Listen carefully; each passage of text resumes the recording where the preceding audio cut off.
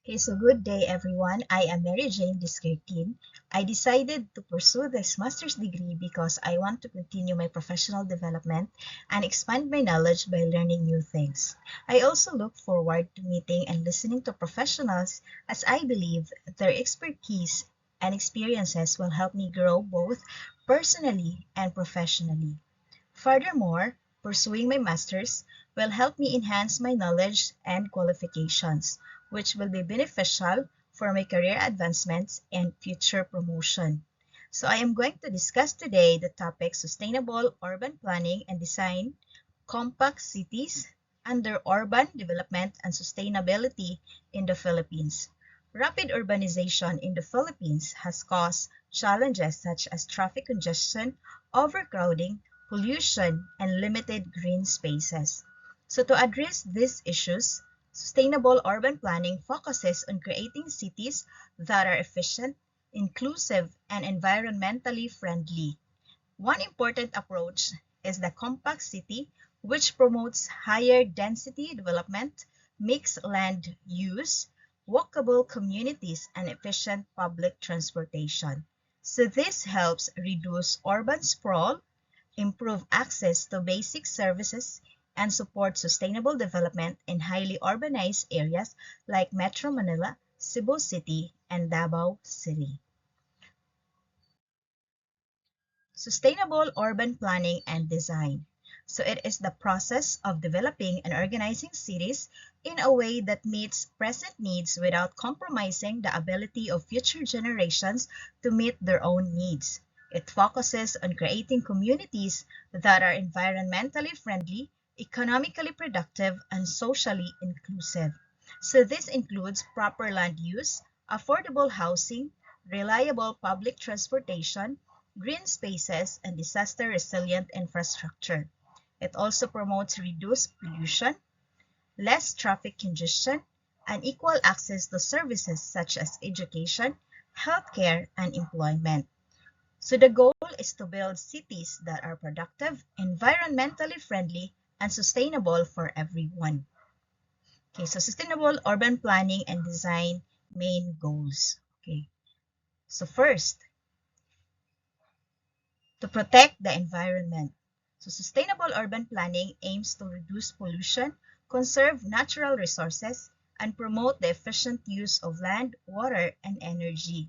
It encourages green spaces, renewable energy, proper waste management, and sustainable transportation systems such as walking, cycling, and public transit to lessen environmental damage.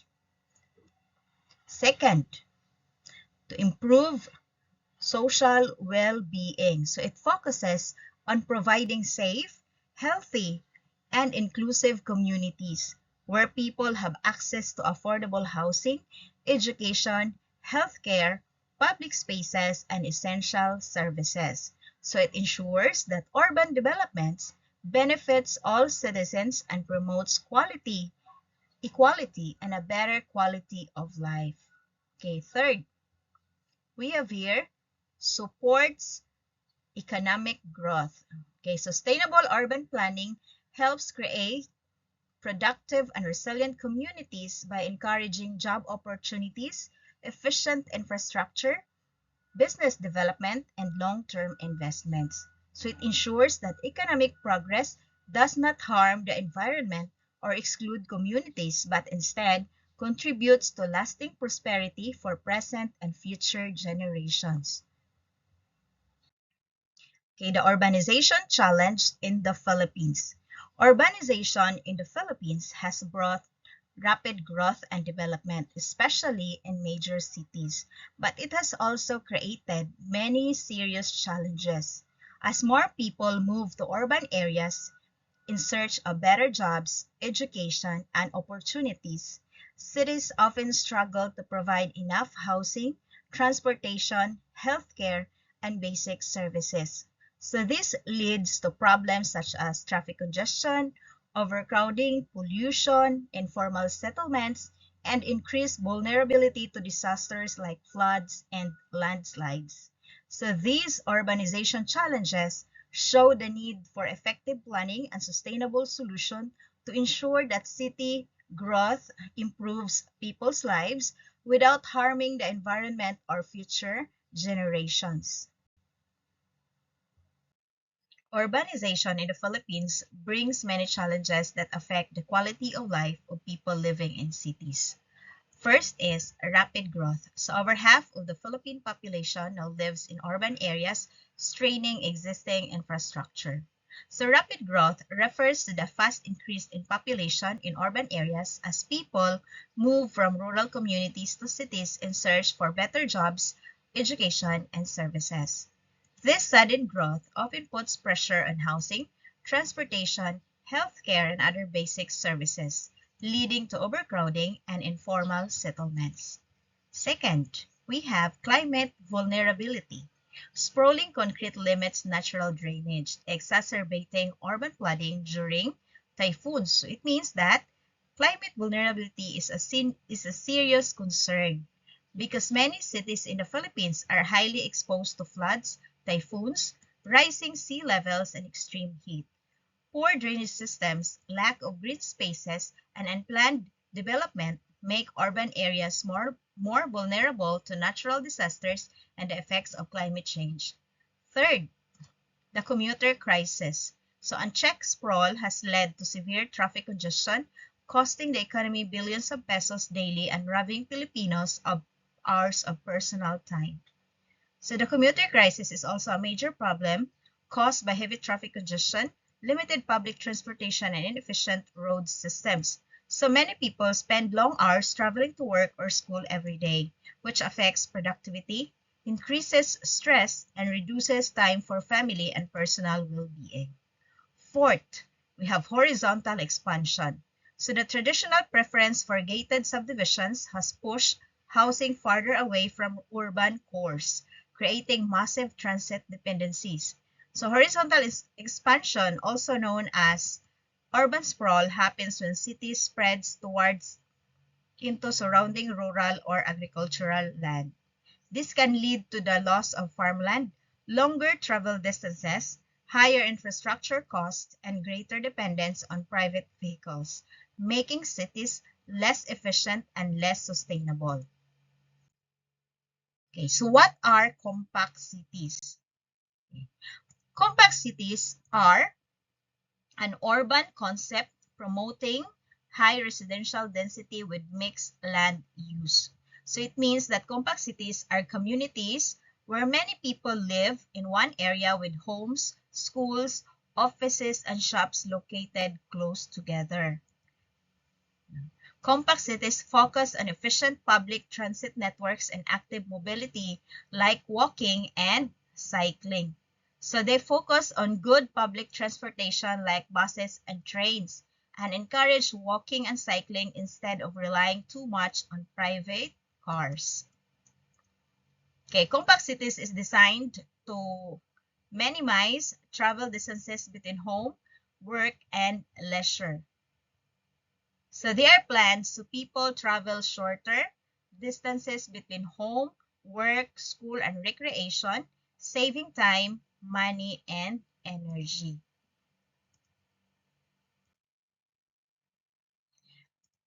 Okay, so what is a compact city in the local context? So in the Philippine local context, a compact city means creating communities where homes, workplaces, schools, shops, and recreation areas are located close together.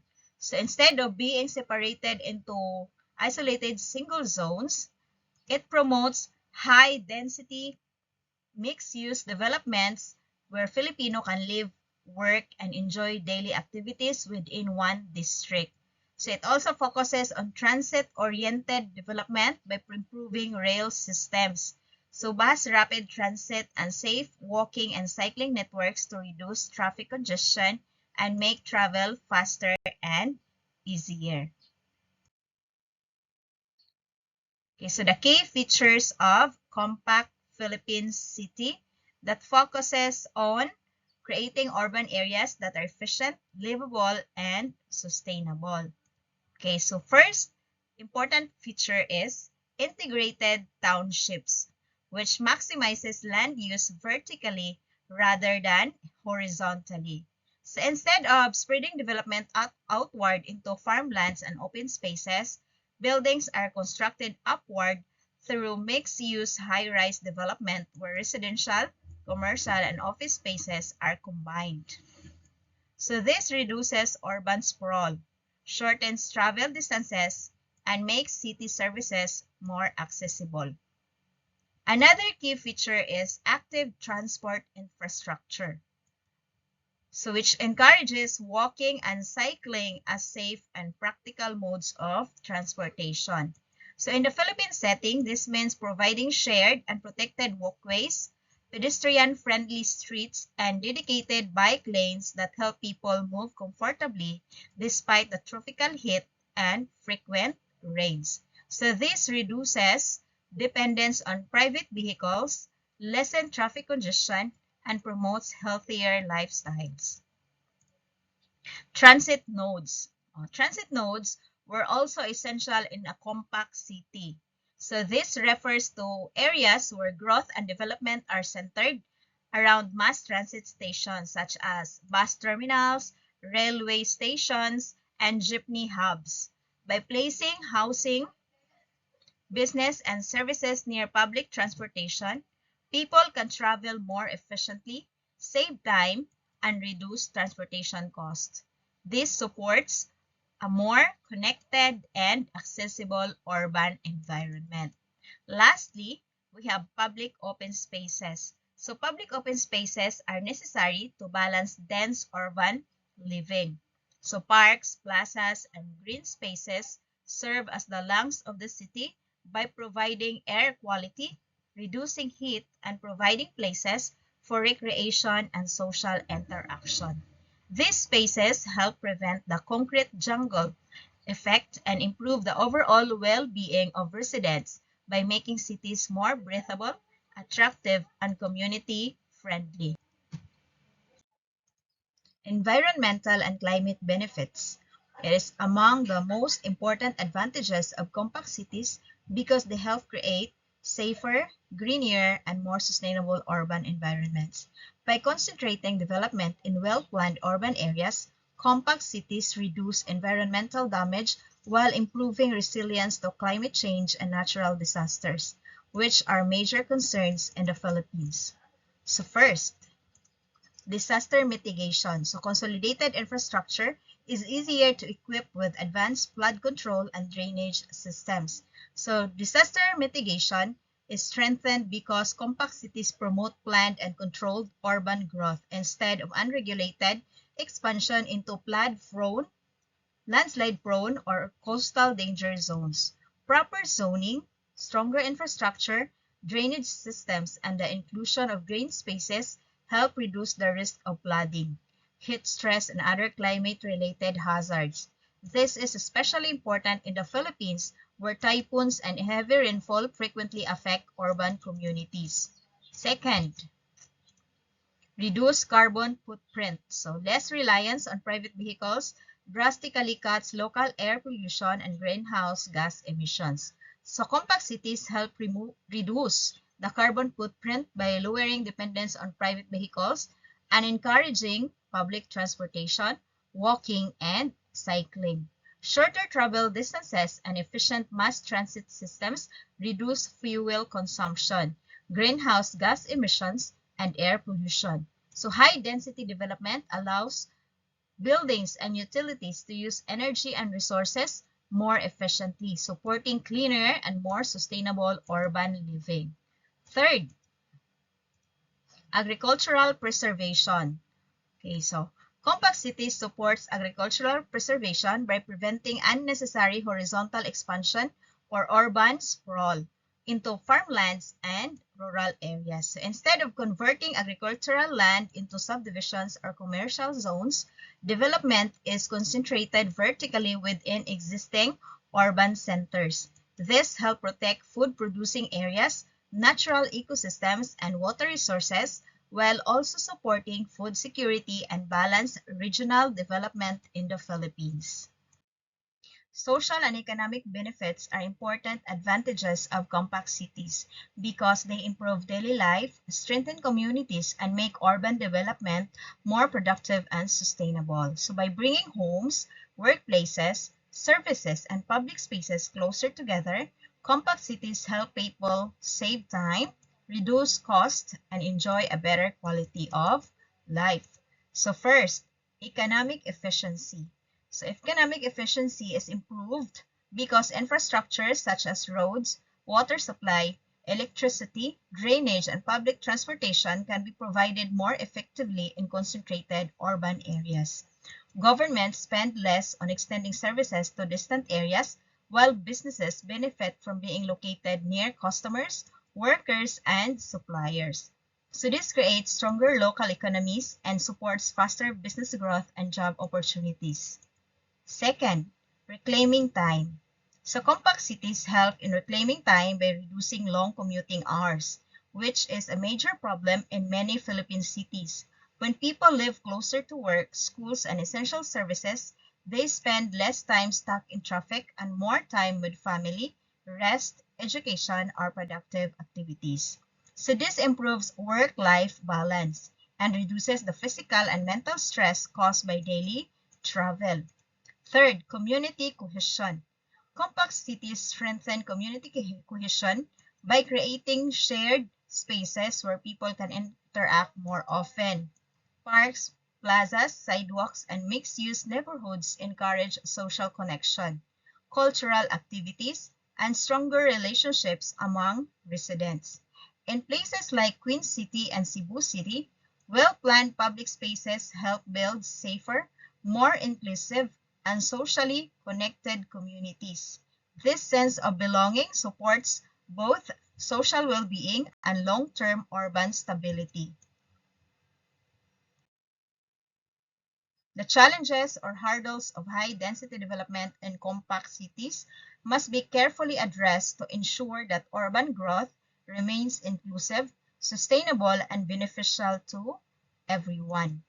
Okay, so when compact cities offer many advantages, poor planning and weak implementation can create social, economic, and environmental problems. Okay, first, the hurdles of high density. The first one is housing affordability and gentrification. So when housing affordability and gentrification become major concerns when urban areas become highly developed and attractive for investment. As land values and property prices increase, low-income families may struggle to afford housing in central locations. So this may lead to displacement where original residents are forced to move to farther areas with fewer services and job opportunities. So in the Philippine context, this often affects informal settlers and low-income communities in rapidly developing cities. Second, in-city relocation.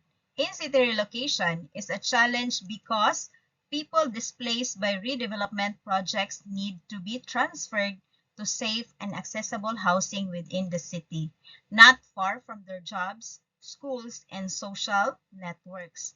Many relocation programs fail because families are moved to distant areas without proper transportation or livelihood opportunities. So a successful compact city must ensure humane and inclusive relocation policies that protect people's dignity and economic stability. Third, governance. Governance is critical because compact city development requires strong coordination among local governments, national agencies, private developers, and communities. So weak urban planning, corruption, inconsistent policies, and poor enforcement of zoning laws can delay or weaken development goals. Effective governance ensures that growth is planned fairly and benefits all sectors of society. Fourth, the concrete jungle. The concrete jungle effect happens when too much urban development focuses only on buildings and roads without enough parks, trees, and open spaces. This increases heat, reduces air quality, and creates stressful living conditions. So in a tropical country like the Philippines, Lack of greenery can worsen urban heat and flooding problems. Compact cities must balance high density with green infrastructure to remain healthy, livable, and climate resilient. Okay, so local models of progress. So here in the Philippines, there are cities and places that started being compact cities. So first, we have here in our province, Cebu IT Park and Metro Cebu BRT. So right here in Central Visayas, we see dense economic hubs attempting to integrate with upcoming active transport and bus rapid transit systems. So Cebu IT Park serves as a strong example of a dense economic hub where offices, businesses, residences, and leisure spaces are concentrated in one area. So this supports the compact city concept by reducing long travel distances and encouraging mixed-use development.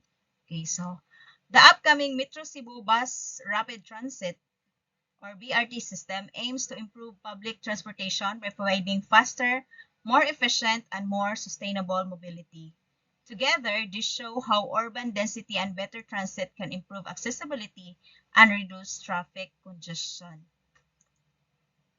Another example or local model of progress is Bonifacio Global City or BGC. Okay, so BGC is a prime example of a walkable and master planned commercial district. So it features organized roads, pedestrian-friendly sidewalks, green spaces, and mixed-use developments where people can live, work, and relax within the same area. So this reflects sustainable urban planning by promoting convenience and reducing car dependence. So however, BGC also highlights the challenge of affordability, as high land and cost and housing costs can limit access for lower income groups. Okay, next we have here, yes, the New Clark City. New Clark City is a large-scale greenfield development planned to become a resilient, green, and sustainable metropolis. So built from the ground up, it is designed with disaster resilience, open spaces, smart infrastructure, and efficient land use in mind.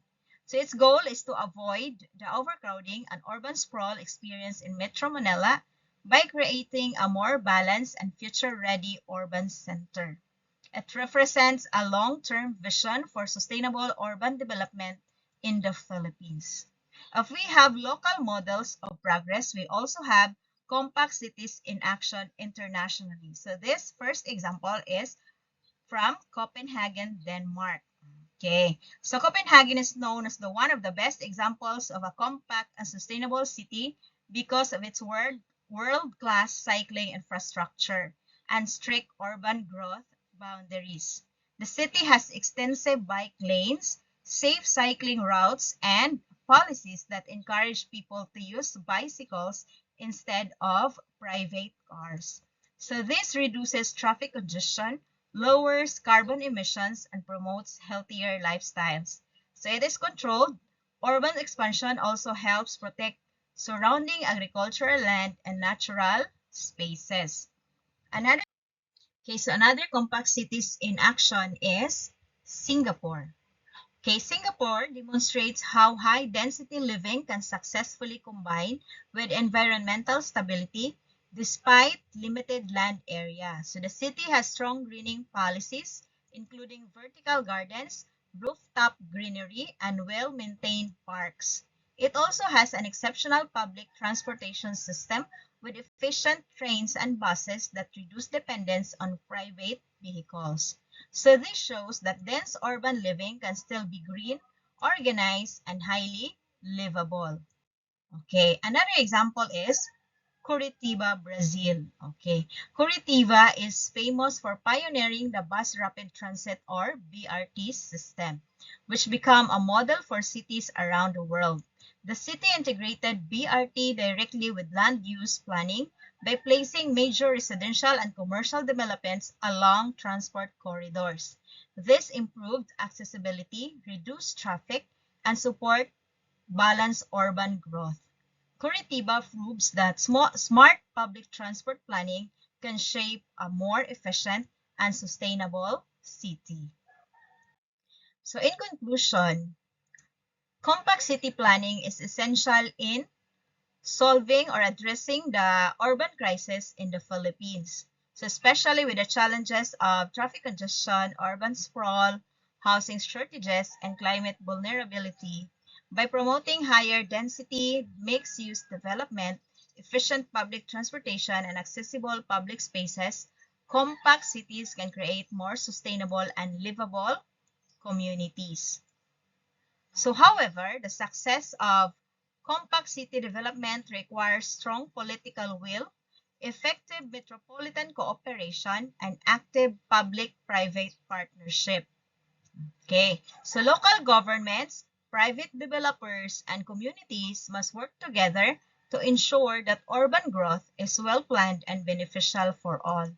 So most importantly, the ultimate goal of compact city planning is inclusivity, building cities that work for every Filipino regardless of income, social status, or location. So sustainable cities should provide equal access to housing, transportation, jobs, education, and green spaces. So this vision is closely aligned with the Philippine government's Ambisyon Natin 2040.